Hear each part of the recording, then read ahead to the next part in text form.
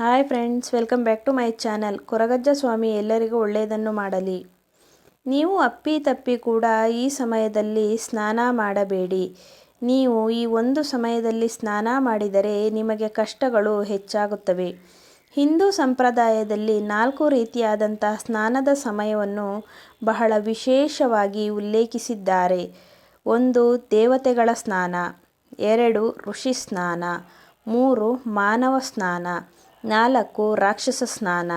ಈ ರೀತಿಯಾಗಿ 4 ವಿಧವಾಗಿ ಸ್ನಾನದ ಸಮಯವನ್ನು ಬಹಳ ನಿಖರವಾಗಿ ಪ್ರಾಮಾಣಿಕವಾಗಿ ತಿಳಿಸಿಕೊಟ್ಟಿದ್ದಾರೆ.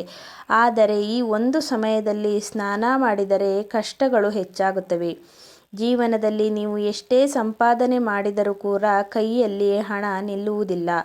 ಯಾವಾಗಲೂ ಮನಸ್ಸಿನಲ್ಲಿ ನಾನಾ ರೀತಿಯ ಕಿರಿಕಿರಿಗಳು, ಕೆಟ್ಟ ಆಲೋಚನೆಗಳು, ರಾಕ್ಷಸ ತತ್ವ ಹೆಚ್ಚಾಗುತ್ತಿರುತ್ತದೆ.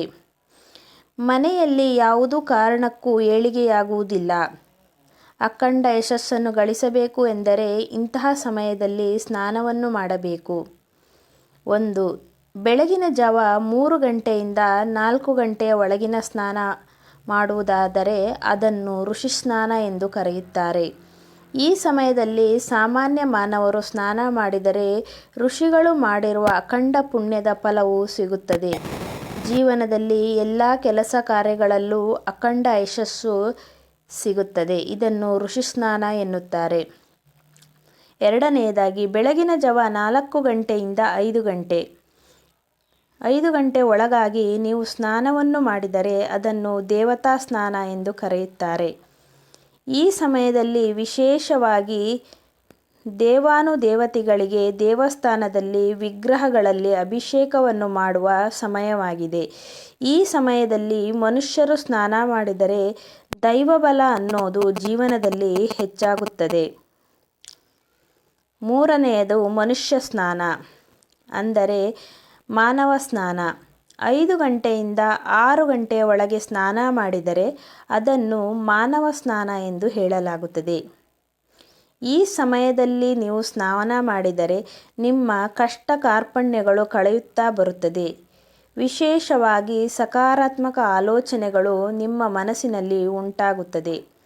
ಯಾವುದೇ ರೀತಿಯ ಕಷ್ಟಗಳು ಇದ್ದರೂ ಕೂಡ ಅದು ನಿವಾರಣೆಯಾಗುತ್ತದೆ.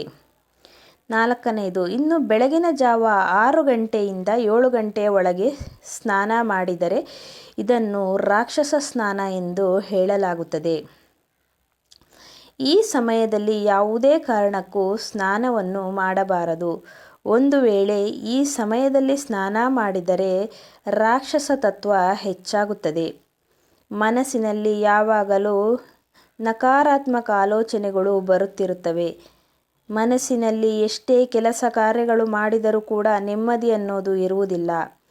ಈ ಸಮಯದಲ್ಲಿ ಸ್ನಾನ ಮನಸ್ಸಿನಲ್ಲಿ ರಾಕ್ಷಸ ಗುಣಗಳು ಹೆಚ್ಚಾಗುತ್ತವೆ. ಯಾವುದೇ ಕೆಲಸ ಮಾಡುವುದಕ್ಕೂ ಮನಸ್ಸು ಇರುವುದಿಲ್ಲ.